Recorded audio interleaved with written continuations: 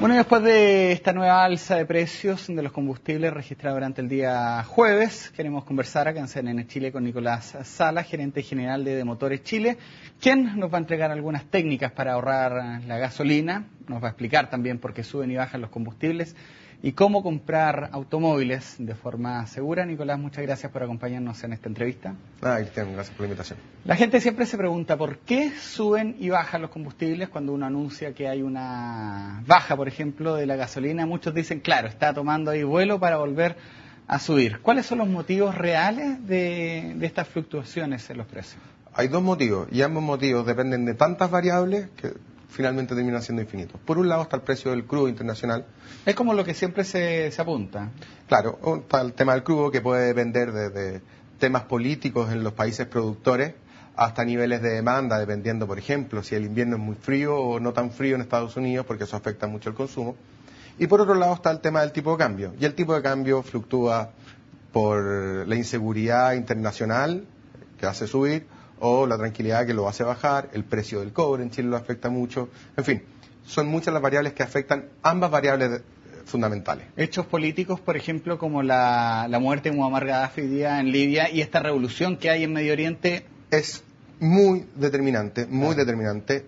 Como el consumo de petróleo es bastante estable, lo que pueda afectar su oferta es determinante sobre el precio. En ese sentido, cómo se resuelvan estos problemas en Medio Oriente van a afectar muchísimo el precio del petróleo y, por tanto, el de las bencinas al nivel de consumidor. Pero los chilenos pagamos harto en gasolina. Pagamos harto en impuestos. Sí. Bueno, el famoso impuesto específico. El mejor negocio de la bencina en Chile es para el fisco.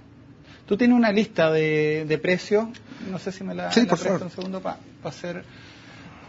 Son precios desde mayo del 2008, cuando estaban 600 pesos, luego sube en octubre del 2008 a 750, que es más o menos lo que está ahora acá en Santiago, porque también hay que decirlo, el precio de la gasolina es diferente acá en Santiago al precio que hay en Arica o en Punta Arenas. En general, el precio en las regiones sube. El precio durante el año 2009 veo que estuvo entre 400, 500 pesos, y luego ya en mayo del 2010 empieza a subir de 500, 600 hasta los 776, que es lo que estamos ahora. Estos son los precios oficiales de la ANAP, ¿cierto? Sí, es una muestra de los precios que la ANAP muestra. ¿Y cuánto es un precio razonable de combustible? Mira, hoy día ya estamos hablando de que un precio razonable son 730 pesos. Ahora. Sí, y puede ser un poco más también. ¿Cuáles son los consejos entonces para poder ahorrar gasolina? Mira, en contra de lo que los chilenos dicen... Hay hartos mitos en torno a esto. Hay bastantes mitos. Por ejemplo, uno de los mitos que dice que en una bajada uno tiene que poner neutro. Claro. Eso no solo es peligroso, sino que además hace que el auto gaste más. Es mejor ir enganchado. A ver, mira, yo tengo acá algunos que me enviaron a través de Twitter. Empecemos a desmenuzar esto punto por punto y después vamos al tema de fondo, que tengo entendido que también es un tema político, el tema de incentivo del combustible. Hay que disminuir el tiempo de calentar el auto en la mañana cuando hace frío. Ya han pasado un poco la ola polar, pero cuando el auto está escarchado, por ejemplo, el tiempo que uno lo desencarcha. No, yo no lo recomendaría por dos motivos. El primer motivo es que el consumo del auto en ralentí, es decir, cuando está detenido, es bastante bajo, muy, muy poco. Y segundo, porque si bien la benzina es un gasto muy importante, no es necesariamente el gasto más importante en un auto. Su mantención puede ser mucho más perjudicial para el bolsillo. Y calentar el auto antes, aunque hoy día ha mejorado mucho la tecnología, permite darle una mejor vida y una mayor vida al motor. Acelerar cuando uno lo necesita, es decir, mantener una velocidad promedio, no sobrepasar los 100 kilómetros por hora. En carretera, me imagino. Mira, esto va a depender un poco de los autos, aunque tiende a ser bastante cierto el número. En general, los autos empiezan a gastar exponencialmente más por sobre las 3.000 revoluciones.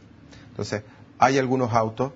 Mi auto no tiene revoluciones, no tiene tacómetro. Bueno, en general hay autos más pequeños en los que sucede, como dice, que no tiene tacómetro. Esos autos en general están fabricados para que su consumo ideal esté en los 90 kilómetros por hora. Los City Car. Los City Car. Con nombre bello, yo tengo un Toyota Yaris, que es un auto de ciudad. Es un auto... Ahora, si yo voy a Viña que lo hago bastante. ¿Cuál es la velocidad que debería ocupar, más allá que no puedo sobrepasar los 120, que es la velocidad máxima? En el caso de tu auto ronda más los 90 que los 100, ¿Sí? pero no hay una diferencia dramática. Yeah. ¿Sí? El problema, los autos en general, como te decía, tienen su óptimo de rendimiento en una velocidad constante, que ronda entre los 90 kilómetros por hora y en algunos autos y algún modelo los 120. ¿Y es verdad, Nicolás, que el aire acondicionado afecta el consumo de gasolina? Técnicamente sí, porque el motor del aire acondicionado ocupa las mismas poleas, en el fondo, que ocupa el motor del auto, o bien consume electricidad y de alguna manera el motor tiene que generar esa energía adicional. En autos pequeños puede haber alguna diferencia que uno sienta. En autos más grandes, en general, es muy poco relevante respecto al consumo total. Y si no tengo aire acondicionado y bajo la ventana, ¿también afecta el ingreso de este aire? A ver, ¿Las turbulencias que se forman dentro? más que las turbulencias, eso va a afectar el coeficiente aerodinámico del auto y el coeficiente aerodinámico es súper determinante respecto al consumo. Hay una atracción que se hace ahí con el mismo. Claro, porque en el fondo estás poniéndole una barrera adicional al viento y por lo tanto tienes que empujar más. Pero estamos hablando, creo, de vale la pena, si no tienes aire acondicionado y hacen 30 grados, abre la ventana. Siempre se habla también, para los fines de semana largos, yo veo reportajes en televisión que sale gente diciendo que hay que ocupar el menos peso posible, o el menor peso posible. Tratar de no llevar cosas innecesarias. Mira, de nuevo, estamos hablando de cosas que son muy marginales respecto del consumo total. Distinto es si tú me dices un auto que pesa 1 tonelada versus un auto que pesa 2 toneladas, es una diferencia tremenda. Claro. Pero ¿cuánto es el peso adicional que vas a cargar el auto cuando tú me estás diciendo no llevar cosas innecesarias? Sí, técnicamente, si lo pones en una prueba de estudio, puedes encontrar alguna diferencia. Pero tú dices entonces que la diferencia en estos mitos urbanos es mínima. En la mayor parte de ellos sí. Ya, pero hay algo que no es tan mínimo y que causa mucha inquietud, que el octanaje de los vehículos, entre ocupar bencinas de 93, 95 y 97 o 97 súper refinada, todo esto. ¿Qué hay de cierto en eso? Mira, la verdad es que siempre es mejor ocupar lo que está recomendado para el auto. En general, la mayor parte de los autos no están recomendados para bencinas de más alto octanaje. El octanaje no tiene que ver con la capacidad necesariamente de explosión de la benzina, tiene más que ver con el nivel de retardantes que tienen. ¿Ya? Entonces, en un auto superdeportivo, sí, necesita una benzina y va a hacer una diferencia.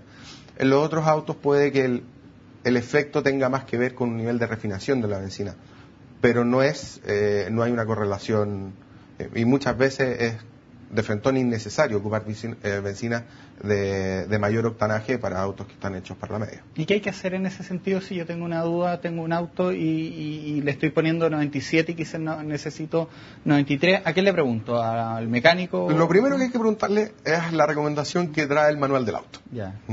En segundo lugar... Somos malos los chilenos para leer los manuales. Bueno, entonces, en general, hágase la pega más fácil y llame al importador oficial o al distribuidor oficial de la marca y le van a decir cuál es la benzina recomendada para su automóvil y versión. Sobre lo mismo, sobre estos distribuidores oficiales, más allá de repente de inflar los neumáticos o subir o bajar las ventanas, para tener un buen ahorro de combustible es bueno tener los autos con los choqueos al día, es decir, el filtro de aceite, cambiar el filtro de aire, tener una buena mantención. A ver, eso es muy importante en la medida que en el motor se conjugan 3 factores bien básicos. Por un lado está el combustible, por otro lado está el aire y por otro lado está la chispa.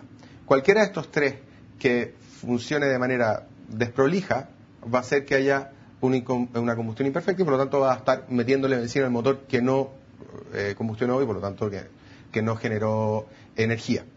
Dentro de los puntos que mencionabas hay un punto que sí es relevante, que es el tema de los neumáticos.